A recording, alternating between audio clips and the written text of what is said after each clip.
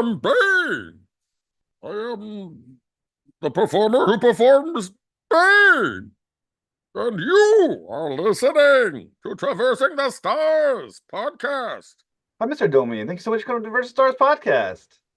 All right. Thank you for having me. So, my Cheers. pleasure. I'm a big fan of yours. So, Thank you very much. I'm happy for the opportunity to talk to you. thank you. So, I always start off with a question of inspiration. So, inspired love for acting and who your earliest influences? In acting Yep, or like in voice acting? both. I would count both as acting. Okay. Earliest influences for acting in general, I would say, was Robin Williams on Mork and Mindy, the sitcom when I was a kid, and Jonathan Winters also. And the cast of Gilligan's Island. These are things that I would watch with my mom, you know. Yeah. And I would say also in the movies in particular, the cast of Clue. Clue came out when I was 5 years old, I think, and it's the first movie that wasn't a cartoon that I demanded to see multiple times in the theater. Um, and I loved all the characters. We just recently lost Martin Mull, rest in peace. As a child, I watched the movie Clue with unbelievable luminaries: Tim Curry, Martin Mull, Eileen Brennan, um, um, Madeline Kahn, of course, and was such a Michael McKean, and I almost got them all. Christopher Lloyd, and I remember like watching that movie and how much I was just old enough to understand that the actors themselves were having so much fun doing the movie. And that was what made me ask my parents a bunch of questions about what an actor was. And like, that was from that moment, seeing Clue for the first time on the big screen, I was like, that's what I want to do. As a grown up, I want to play games the way kids do. So, as And then far for voiceover acting, there's like way too many influences. I mean, I'm a huge fan of Tex Avery, both as a director and an artist, and also as a voiceover artist. Obviously Mel Blanc. As a kid, I loved my favorite Disney classic cartoon was and probably still is The Jungle Book. And so I think that wonderful, great singing and vocalizing and that. Um, and there's really countless influences. And you know, when I'm first thinking of these things as a child, there's not really much distinction between live action and cartoons. that's what to ask you. Two of the actors you mentioned, Tim Curry and Robin Williams, have had amazing voice acting careers as well. Yeah, So, is there really a difference between acting and voice acting? sure there is. There's like mechanical differences. I mean, instead of there's no camera for voice acting except when there is. Sometimes there's a camera in the room to capture the way you're physically moving to inspire the animators. There's a really fun clip of that in like one of the DVD or Blu-ray releases of Alice in Wonderland, the Disney movie, where they show those voice actors. You know, there's like the teacup scene, and they show what they actually filmed with the actors doing it in the room. Just half a cup, if you don't mind. And so they've been doing it since the 50s at least, filming actors to then animate around it. Um, but I would say the biggest difference is that you don't have to be as far as the performance. Well, a couple of them, you don't have to be off book. You don't have to memorize your lines for a cartoon. It helps if you're familiar, if you've read it and you understand, like, oh, I'm probably going to do this, do this, do this.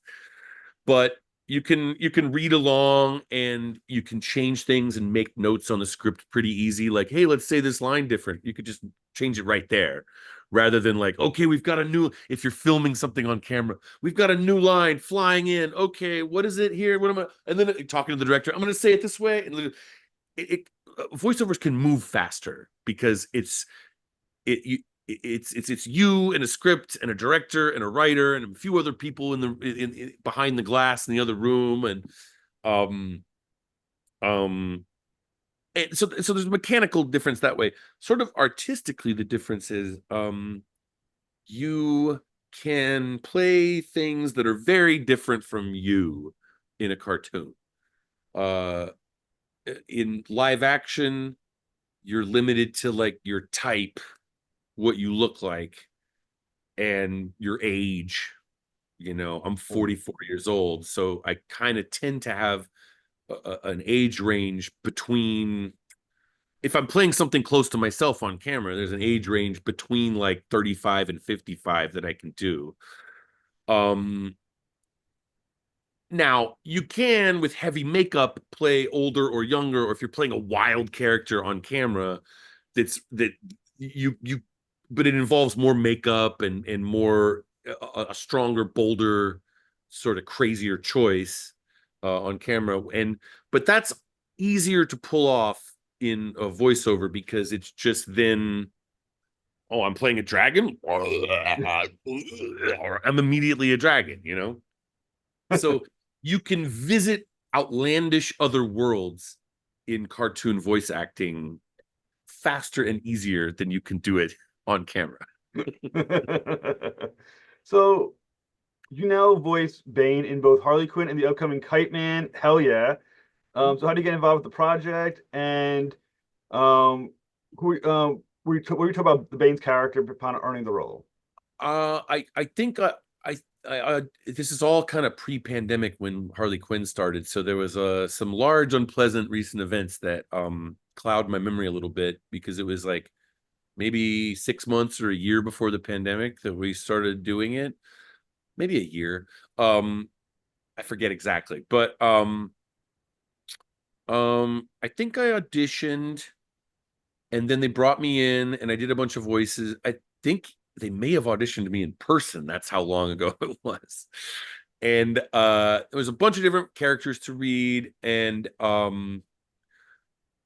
then got the part, made them laugh in the room.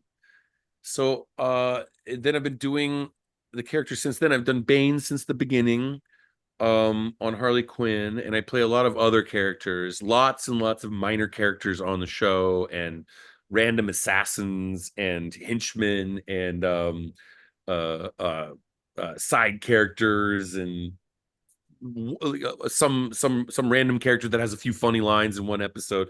I do a lot of those.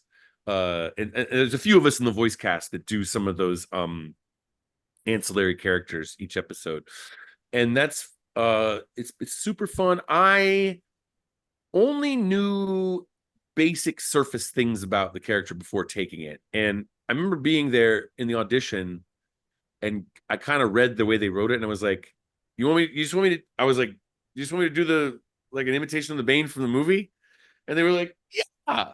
And I did it, and it made them laugh, because that's kind of all I knew about it. I am not like I'm not really on top of, I'm not a nerd. No, I am a nerd, but not for comic books. I would say that.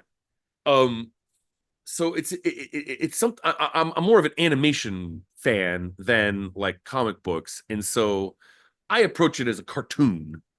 And I know it's like a long-standing old comic book. I knew the famous thing you're supposed to know about Bane, that he broke Batman's back, and I had seen the movie, and that's basically what I knew about the character. And so the cartoon character, I understood from the beginning that what they wanted to do with Harley Quinn, and now with Kite Man, that this version of it it's an internal spoof of the DC comic book universe. Hmm. And I love that. I really love that. And so when I understood that, I was like, okay, we're making fun of Gotham City. We're making fun of Batman. We're making fun of the Batman villains from inside their point of view. And I just rolled with it. So like, of course it's this cartoony version of Bane, as it is with all the other characters on there. And I think they have established creative license for themselves uh to be less respectful of the sort of background and a canon of the characters in the stories. So that's when they bring in the real doofuses and clowns like me. When you don't have to respect the canon, you bring in James Adomian to do the silly version of it. Well, the thing about Bane is that he does such a great job with his voice that anything he says just sounds funny. It just it's something about that the performance that just inherently just brings laughs to it. There will be this credit card's reckoning. I mean, I get it's a Hardy spoof, but you're doing something Yeah. else slightly more with it than just doing a Hardy. And by the way, I was kind of like I was like, you guys just want me to do the Tom Hardy voice when I auditioned for it? Because obviously other people have done that. It's like it's something that fans do, you know. It's not like there's no particular there's no particular genius. I don't get any laureates for coming up with this voice. I'm doing something that many other people have done. I did do an original take on so I mean, I was aware of the movie, and I was like, "You guys want a Tom Hardy impression? Okay." And there's been, I'm not breaking new ground. It's been done before, but as far as the comedy of it, yes, there is something that is like a heightened with any comedian. I do a lot of impressions. I do live comedy. I've been doing that my whole life. I do a lot of cartoons, and the one thing about anything comedic, I have an improv background, so a and they're very good about this. They let me improvise on the scripts. They have a script that's funny already, and then they are totally open to me doing the way it's written and then riffing on something. And if I see like, oh, there's an opportunity for a joke there, they let me put it in. And they use I don't use everything I improvise in the booth, but they use a lot of it, and I really appreciate that. It's fun to work with them for that reason. You know, and I also try not to be like, you know, a loose cannon to an unprofessional degree where it's like, you know what, throw away your script. It's all I'm going to improvise everything. They write really funny scripts too, so it's easy. As written, it's already a great TV show, and then I'm lucky that they allow me to riff a little bit. And the other thing is, it's just kind of I'm not the only person, you know. There's many people who do comedy or work in cartoons that do voices, or even in radio or other, you know, radio similar internet formats. Um, it's a fun thing that human beings do. It's funny voices. We're like parrots, you know. We can sound like other things. And I've been doing it since I was a very young child, as soon as I could talk, and making fun of teachers or things on TV and doing impressions of people and so forth. And when you get to a professional level of it in comedy, and when I say a professional level in comedy, I mean kind of like really sloppy late night shows when in my early 20s. When you start doing that kind of thing, whether it's improv or stand up or a character show, you know, you learn through experience that there's ways to exaggerate while also keeping it believable. So the whole thing is, yeah, the baseline ingredient is the Tom Hardy Bane that he established as this famous sort of outlandish acting choice. And that's the baseline ingredient. And then it's chopped up to make him, we know this from the way they've written it in Harley Quinn and Kite Man. On top of that, he's pathetic. He's kind of a loser in this universe. The other villains don't respect him. And he questions himself. He's vulnerable. So it's an undermining of the character that way. And then I have those ingredients. And then as a voice actor, I come in and I go, oh, great. Yeah, I can fill in the timing on this. It's an insecure Bane. It's an insecure Bane is gonna mumble about his grievances and problems. And it's very fun to do. Once you've established the game, it's very fun to then plug in the individual details. Once you know what the dance is, you can kind of play around with the dance. I think the cool thing with Bane, and I might be wrong in this, but it just seems that way from watching the show, that Bane started off as a very one note kind of walk on says something and leaves character to getting some major screen time. And my question is, was that always how it was going to be with Bane? That he was supposed to have become a much larger character in the show, or was he just so popular that he started getting more and more screen time? I don't know exactly. You might have to ask the writers and producers, you know, Dean Laurie and Patrick Shoemaker and the whole team. My suspicion is probably both, because I'm not privy to all the scripts of the season before we start. I kind of see them as we record them. So, you know, yeah, there's still some episodes that aren't really Bane heavy where you just kind of see a little bit of him. Yeah. There's some episodes where it's all about him, and probably the most Bane heavy thing was the Valentine's Day special. Oh. Saw that where he's like he ends up fucking a few buildings around Gotham City. Um, so yeah, I I don't know the answer to that. My feeling is that the character was popular and they might have leaned into it. Um, and then also at the same, they probably were planning to, have certain episodes be more Bane heavy as they went on, but I don't know. We have to consult the artificial intelligence and the artificial intelligence 20 years from now to look back on and sift out what the reality was. Well, I think my favorite Bane episode, I'm probably gonna pronounce it wrong, Buffon, I think it's pronounced. Which It's the one? one, but I think it's Buffon, Buffone, the one with the pasta maker when he goes into Italy for the pasta maker. I That's had probably so my much. favorite episode of all time.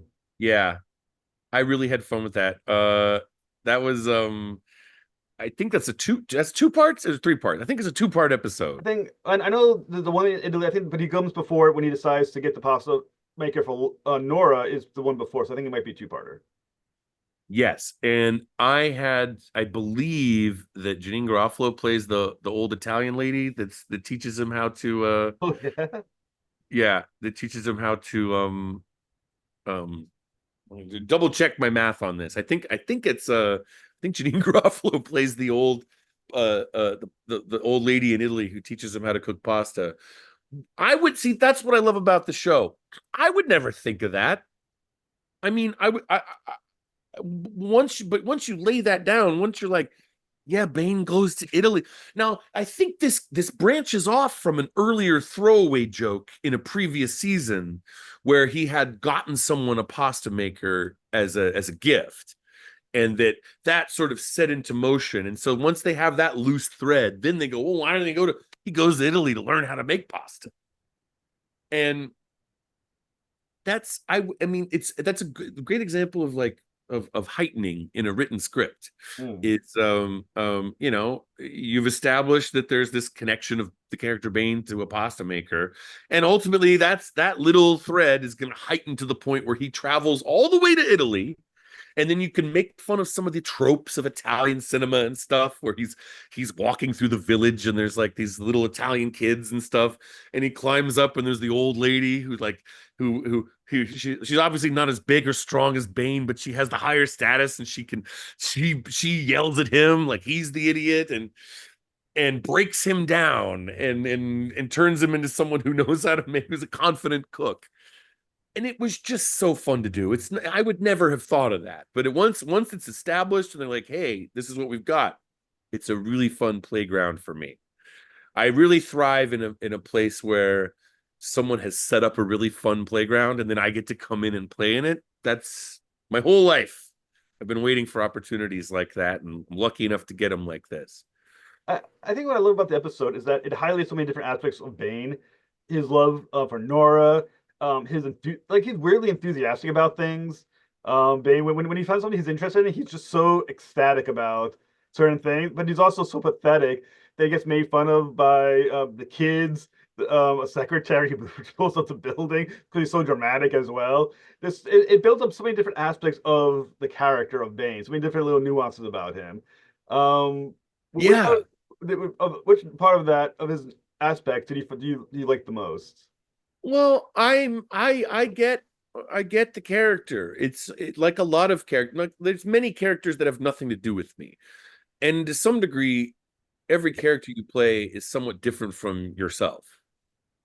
As Walt Whitman, who I've also played. There he is. Why Walt Whitman? I've also played as a character on a podcast. Walt Whitman said, "I contain multitudes," and I think that's how I feel as a performer. I'm like literally like that's one of my mantras. So the character is going to be different from you no matter what, but also a character is going to contain something of you no matter what, even if it's something you hate. Hmm. It's the actor's perception of something that's not them, that is them or is not them. Um, and I don't understand this all from a scientific or academic point of view. It's just kind of a sense that I've learned uh, uh, from doing it in my life, from performing these things and doing the work. um I think I do the one thing I do connect with this character is the self-doubt, the that one person can be confident and also vulnerable and insecure at the same time, or moment to moment, or for different audiences.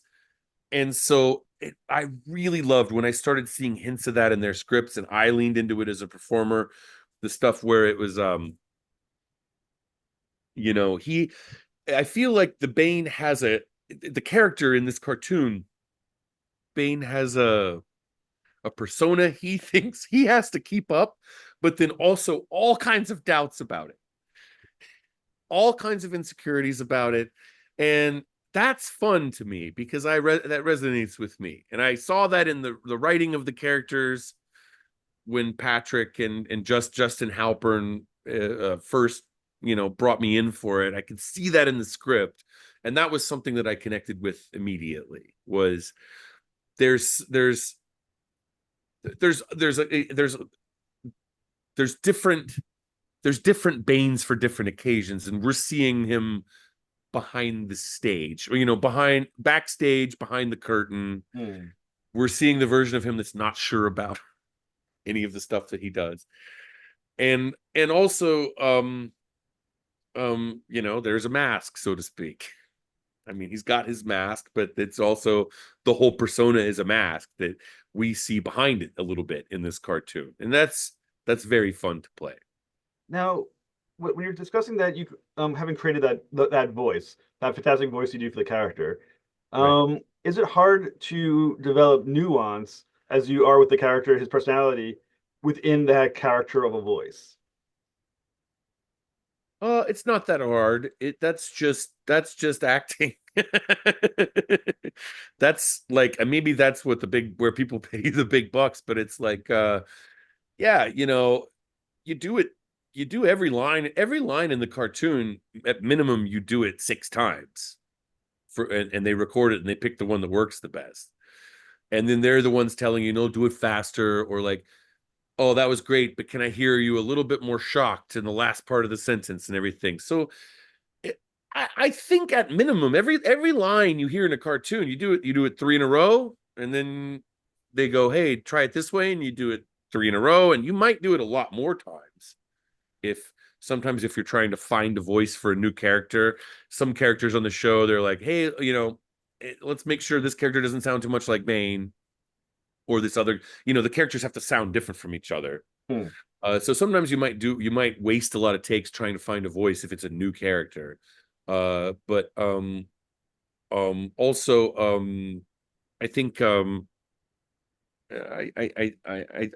think it's something that's done with experience. It's trial. There's a lot of trial and error, and so I think the missing piece of the puzzle is that you just do it. You do it a lot of times. You do it minimum 6 times for any line, and then you might do it a lot more.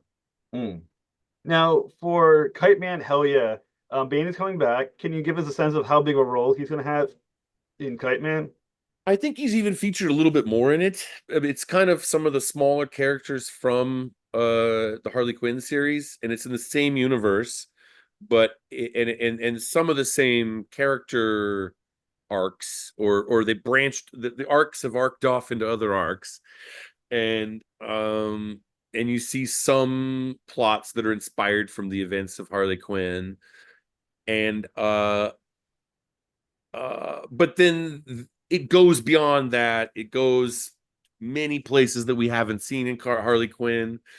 Um, it branches off in some very fun, ridiculous ways, and the Bane character evolves even more in ways that, we've established the sort of like pathetic Bane from Harley Quinn, and he is that here also in Kite Man. But then he's also a regular at the bar, at Noonan's bar. And he's sort of, you see him, I would say, even more as just like a dude, like a member of a community, like a regular at a bar. and you do see a little bit more of him, but and as side note, there's like a slightly different animation style which I enjoy. um I love the Harley Quinn animation, and this is similar, but you do notice that they've kind of like stamped it as its own thing, where it's the same universe, but it's just, it's just like it's just ever so slightly altered perception of reality from the point of view of the viewer. Now, I think the other interesting about Bane, um, when the series season four of Harley Quinn ends, he's infatuated still with Nora. I don't feel like they ever quite settled the Betty situation with the Valentine's Day episode. So, are these issues that he's still dealing with in Kite Man, or has he moved on to new problems? Um, some of those, the Betty problem, as you put it, um, it's definitely, we still see it in those needs and wants and likes and fears and events carry over into Kite Man, and it goes into some crazy directions that you might find out if you watch it. And there's some other fun stuff too that we know about that's happened to Bane or because of Bane in Harley Quinn that sort of informs the events of Kite Man from a different point of view. Um, but you know, a funny thing I realized about the Kite Man show. Did you ever see the show? I've never said this out loud. Did you ever see the show Peaky Blinders? I know of it. It's Cillian Murphy, right? Yeah, Killian Murphy. You know how it kind of takes place at this one. It all takes place at this one bar that Yeah. the Peaky Blinders gang controls. In Kite Man, it all kind of the headquarters is the Noonan's bar.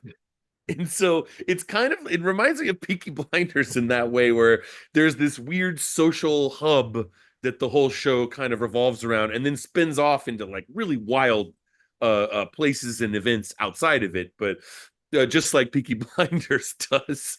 But it was something that crossed my mind where I was like, oh wow, I wonder if that was intended or if that's just me connecting things. Now, with the characters, like especially characters like Kite Man and Harley Quinn, where a lot of characters are so crazy, does it feel like how does do you feel like you need to like one up them with Bane? Does Bane have to become even more crazy, try to keep up with the other characters, or does he have a niche on his own that works? You think just fine? Well, Bane has, vocally, there's a few settings. There's like quiet Bane, and then there's like ranges of it where it can be quiet and it can be more, he can play more of a straight man sometimes if necessary, or like, not the focus of a scene, and then he wanders off. And then sometimes he can be as loud as scenery chewing of a character, literally to the point where he's fucking a giant building.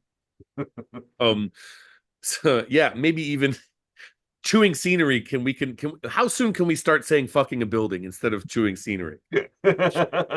Um, but there's definitely different levels to the character vocally and as far as like focus and I think it's a range depending on the situations. Sometimes comedically the story calls for Bane, like any other character, to take center stage. Um, or he plays an important secondary role in some other plot, or he plays an important ensemble role in something that the cast is all involved in. But then also sometimes there's like this sort of underplayed straight man thing.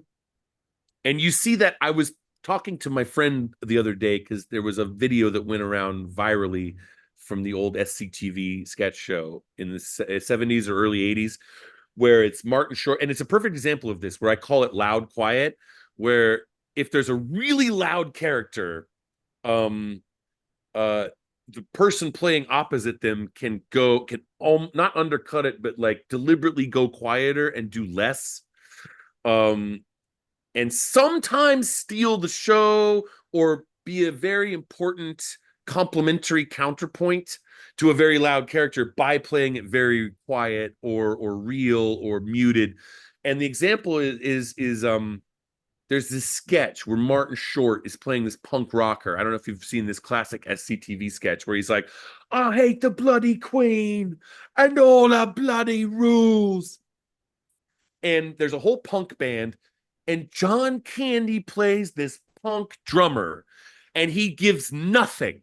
It's the performance is at a zero, except that he's on perfect time as a drummer. But he's there. He looks vaguely European with these like nerd, like punk glasses, and it's just John Candy on the drums, giving nothing facially. And every time the camera goes past him, you notice it, and it steals the show because Martin Short's at a 12 and John Candy is at a loud zero. And I remember also there was on the Dana Carvey sketch show, Dana Carvey one time was doing a scene opposite Phil Hartman. Dana Carvey was playing Ross Perot, and Phil Hartman was interviewing him as Larry King.